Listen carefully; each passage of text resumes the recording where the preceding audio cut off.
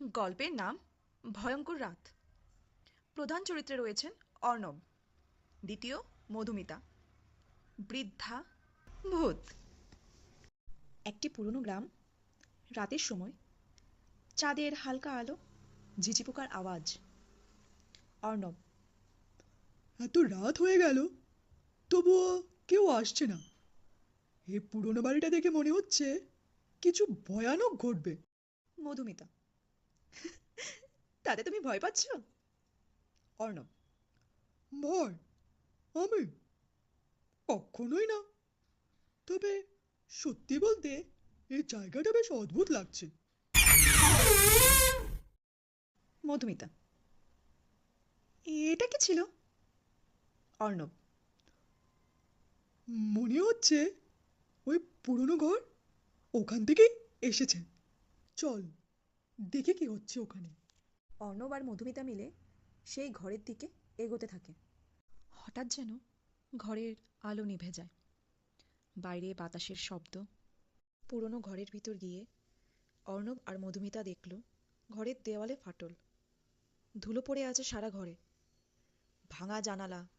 হঠাৎ এক বৃদ্ধা এসে হাজির হন। বৃদ্ধা: এখানে কি করছো তোমরা? জানো না এ বাড়ি অভিশপ্ত?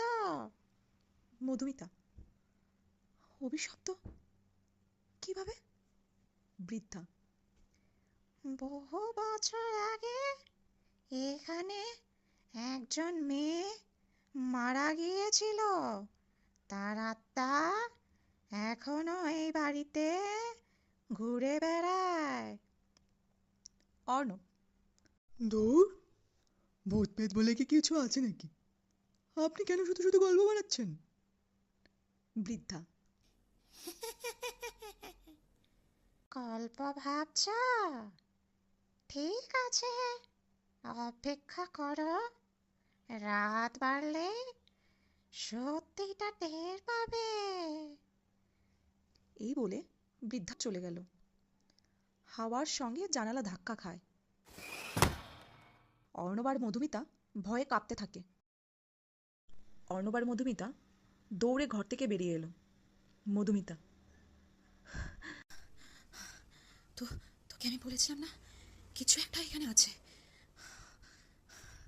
অর্ণব: ওটা ওটা কি ছিল রে? তারপর তারা শুনতে পায়, কেন এসেছো এখানে?